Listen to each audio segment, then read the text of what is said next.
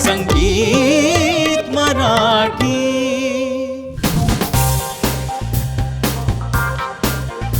नुकतीच आम्ही तुम्हाला एक ब्रेकिंग न्यूज दिली, ती म्हणजे मानसी नाईक लग्न बंधनात अडकणार आहे. त्या मागचं गूढ आज उलगडणार आहे. मानसी म्हणते मला लगीन करायचंय.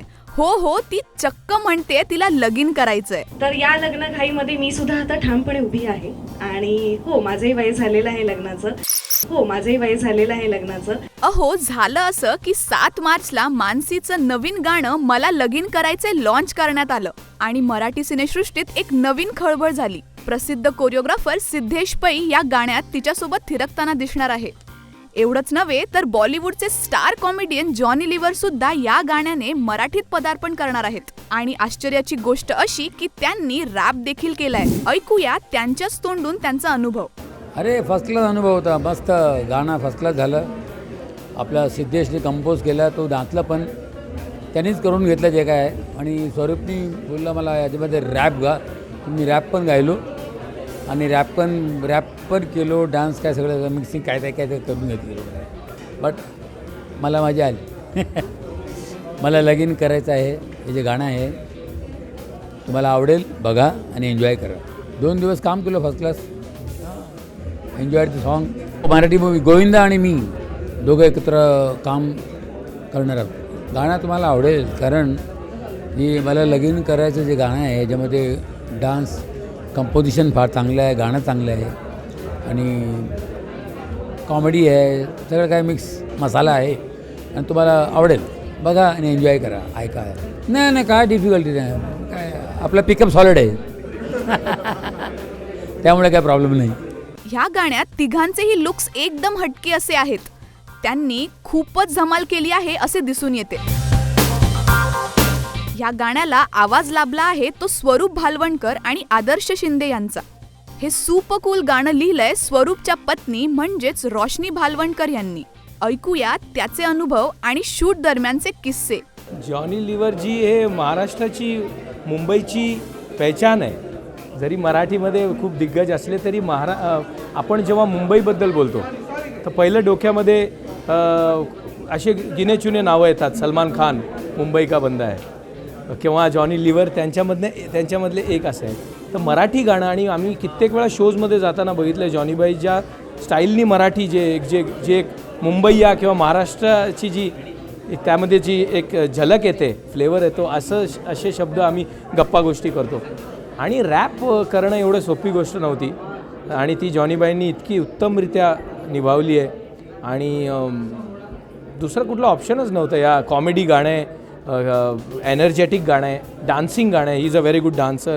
मी काय म्हणजे छोटी मुँह बडी बात बोलल्यासारखं झालं, पण असं 1 मॅन आर्मी आहे ते. Wonderful dancer, superb actor, the king of comedy, आणि त्याचबरोबर इतके छान रॅपिंग आज त्यांनी या गाण्यात केली आहे. तर there is no other choice except from Johnny Lever. उलट आम्ही मुंबईत माझी इंग्लिश मिडियममध्ये घडण झाली आहे. तर रताळ्या, बेणकुळ्या हे शब्द मला बोलायला एक वेळ त्रास होईल, पण जॉनीबाईंनी उलट आमच्यामध्ये काही चुका असतील तर त्या सुधारल्या. दुसरी म्युझिकली ते एवढे गुणी आहेत. आम्ही म्हणजे सांगायला हरकत नाही, आम्ही जेव्हा शोजला जातो तेव्हा मेहदी हसन साहेबांचे गझल मला ते ऐकवतात आणि म्हणतात की तू हे गाणी तयार कर. रफी साहेबांबद्दल आम्ही बोलतो, पण ज्या माणसांनी जवळजवळ 50 वर्ष या इंडस्ट्रीला दिलेत त्या माणसाकडनं प्रत्येक गोष्ट शिकण्यासारखीच आहे. मग त्यात लँग्वेज चे कुठे काय बॅरियर राहतच नाही. म्हणजे भाषा एक जरिया आहे, पण त्यांची जी एक्सप्रेशननीच एवढे ॲक्टिंग होते आणि एवढे एक्सप्रेस होतं की. आणि राहिला प्रश्न आहे उच्चारण, तर त्यांचं उच्चारण खूपच छान आहे. मग ते मराठी असो, हिंदी असो, इंग्लिश असो, आणि असं कुठेच आम्हाला काही त्रास झाला नाही. लिरिक्स हिचे आहेत, तर मला वाटतं ही जास्त डिटेलमध्ये सांगेल त्याबद्दल. लिरिक्सचं म्हणजे काय झालं की सिद्धेशच्या डोक्यामध्ये हा कॉन्सेप्ट होता की मला लगीन करायचं, म्हणजे महाराष्ट्राचा बॅचलर, मोस्ट एलिजिबल बॅचलर म्हणून त्याला एक अशी इमेज त्याच्या डोक्यामध्ये होतं की मला करायचं आहे. तर स्वरूपकडे तो आला आणि स्वरूप आणि त्यांची काय खिचडी पकली मला माहिती नाही. स्वरूपचा मला फोन आला आणि स्वरूप मला म्हणाला मला लगीन करायचं आहे. मी म्हटलं 1 सेकंड, तुझं लग्न झालेलं आहे, आपलं लग्न झालेलं आहे, त्याच्यामुळे आता पुन्हा तुला लगीन करायचं म्हणजे काय प्रकार आहे एक्झॅक्टली. तर आपल्याला असं गाणं करायचं आहे. आणि सिद्धेशची जशी पर्सनॅलिटी आहे तो एकदम धमाल करणारा आहे, सुपर्ब डान्सर आहे, कॉमेडी तो भरपूर करतो, म्हणजे त्याचे वन लाईनर्स सॉलिड असतात. तर तशी एक पर्सनॅलिटीला डोक्यामध्ये घेऊन आणि त्याचं जी लगीन घाई जे त्याला दाखवायची होती की म्हणजे आता करायचंच आहे, म्हणजे असं कासावीस झालं आहे माझं जीव, म्हणजे ऑमलेट तडतडतो आहे तव्यावर, म्हणजे असे सगळे वर्ड्स आम्ही त्याच्यामध्ये घातले. आणि एकही शब्द दोघांनी म्हणजे माझा लिरिक्समधला चेंज केला नाही. आणि एक असा भाग होता की त्याला रॅप पण टाकायचं होतं. तर आता रॅप, मराठी रॅप, एक आता लेटेस्ट काय गाणं आलं आहे पुणेरी रॅप वगैरे, तर ते तशा टाईपचं पण नको होतं, जे सगळ्यांना गाता येईल असं सिम्पल रॅप हवा होता. आणि जॉनी लिव्हर सर गाणार म्हणजे ती खूप मोठी गोष्ट होती माझ्यासाठी. तर एक धमाल कॉमेडी रॅप पण लिहिला, गाणं पण लिहिलं, तर असं सगळं तो धमाल प्रोसेस पण आहे ही गाण्याची. सो मस्त गाणं झालं आहे. आय एम शुअर की ज्या लोकांना लग्न करायची इच्छा आहे, मुलींना ज्यांना दुसरं लग्न करायचं आहे, तिसरंही करायचं, जे काय असेल त्यांना सगळ्यांना हे गाणं आवडेल आणि सगळे या गाण्यावर नाचतील. I am sure. गाणी लिहिण्याची प्रोसेस चालू झालेली आहे ऑलरेडी. मानसी, आम्ही एक गाणं केलं होतं मी आणि स्वरूपनी, ज्याच्यामध्ये मानसी नाईक होती, फीचर करत होती. संगीत मराठीवर ते एक्सक्लुझिव्ह इश्काची बेबी डॉल ते प्ले म्हणजे कंटिन्युअस होतं आणि खूप छान रिस्पॉन्स त्याला मिळाला आहे. फिल्म्स येतात, ते 2-3 फिल्म्स आता आय थिंक दिस इयर येतीलच. आम्ही काम करतो आहे आणि तुमचे ब्लेसिंग्स आमच्याबरोबर असू द्या, माझ्याबरोबर असू द्या. खूप काम करायची इच्छा आहे आणि छान काम करायची इच्छा आहे. मानसीला जेव्हा तिच्या नवीन गाण्याबद्दल विचारले तेव्हा ती काय म्हणते पहा. बाईवाड्यावर यानंतर मी जरा चूजी झाले होते. मी नेहमीच चूजी असते गाण्यांच्या बाबतीत.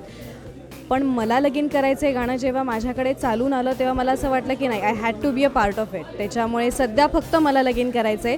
चित्रपटासाठी आपण लवकरच भेटणार आहोत. सिद्धेशला जेव्हा या संपूर्ण प्रवासाबद्दल विचारण्यात आले तेव्हा तो काय म्हणतो पहा. मला स्वतःला एक वेगळं काहीतरी करायचं होतं, पण एक ज्यांना मी देव मानतो आणि मी त्यांचा भक्त आहे, मी त्यांचा फॅन नाही आणि ते माझे आयडल नाही, ते आहेत नॉन अदर दॅन चिचीभैया गोविंदाजी. त्यांचं मी गाणं करत होतं, शूट करत होतं, तर त्यांनी मला सांगितलं तू असं काहीतरी मराठीत काहीतरी का नाही करत, तू हिंदीमध्ये आहेस किंवा रियालिटी शोजमध्ये आहेस, तर मराठीमध्ये असं काय नाही करत. मग त्यांनी मला जसं सांगितलं तर मी विचार करत गेलो, मला काहीतरी वेगळं करूया. तसंच मला स्वरूप योगायोगाने मला भेटला. आम्ही बसलो गाण्यावरती. मग त्यानंतर बोला आपण असं करूया, ह्याच्यामध्ये एक तडका टाकायचा आहे, तर जॉनी सर असले ना तर मजा येईल. मग जॉनी सर काय करतील, मग आपण एक काम करूया, आपण जॉनी सरांना रॅप पोर्शन काढूया. मग हे करता करता करता मानसी पण ॲड झाली आणि नंतर हे गाणं मला आता मी एक काम करतो, ऑडिओ एवढा चांगला झाला ना, आपण व्हिडिओमध्ये काहीतरी वेगळं पण आणूया. म्हणून मी व्हाईट प्लेटमध्ये शूट केले, कारण की माझे कॅरेक्टर्स हायलाईट झाले पाहिजे, म्हणजे जॉनी सर, मी आणि मानसी. म्हणून मी व्हाईट प्लेटमध्ये शूट केलं. दिस इज ऑल अबाउट. आता हे गाणं आल्यात, बघूयात कसं तुम्हाला कसं वाटते, काय प्रतिसाद द्या तुम्ही, पुढे जावा आम्हाला घेऊन. ठरलेलं तर जॉनी सरच ठरलेलं ॲक्च्युली, कारण की जॉनी सरांनी पहिले सांगितलं की मला सध्या वेळ नाही, पण मला थांब जरा तू. तरी पण मी 3-4 महिने थांबलो. त्यानंतर अचानक त्यांनी मला बोलवलं आणि मला आणि स्वरूपला, आणि मला गाणं ऐकवतं. आम्ही ऑलरेडी तयारी करून ठेवलेली, तर जॉनी सरांना गाणं ऐकवलं. जॉनी बाईने बोला okay I will do it. त्यांनी रॅप पण गायलं. मग त्यानंतर Mansi was like designer for me, कारण की ती हेल्प करत होती, because she is a family. ती फॅमिली आणि तिने मला खूप हेल्प केली. तेव्हा जेव्हा जॉनी सरांनी हे गाणं गायलं आणि गाणं पूर्ण मिक्स डाऊन करून आलं, तेव्हा मानसी सांगितलं मला करायचं आहे गाणं, आणि तिने सांगितलं मी नाही बोलू शकलो, आणि ती आली आणि तिने चेरी ऑन द केक 4 चांद लगा दिए. बरं मानसी, हे झालं गाण्यातल्या लग्नाबद्दल. आता तुझ्या खऱ्याखुऱ्या लग्नाची आम्हा सगळ्यांना कधी गुड न्यूज मिळते तेच पाहण्याजोगे ठरेल. त्याला अजून वेळ आहे, कारण खूप मेहनत बाकी आहे. माझ्या प्रेक्षकांना मला एंटरटेन करायचं. After all I am an entertainer. त्याच्यामुळे जास्तीत जास्त प्रोजेक्ट्स घेऊन मला प्रेक्षकांच्या समोर थिरकायचं आहे, थिरकवायचं आहे. त्याच्यामुळे वेळ आहे त्याला. मराठी सिनेसृष्टीतील अशाच गमती जमती जाणून घेण्यासाठी सबस्क्राईब करा आमचं यूट्यूब चॅनल संगीत मराठी. संगीत मराठी.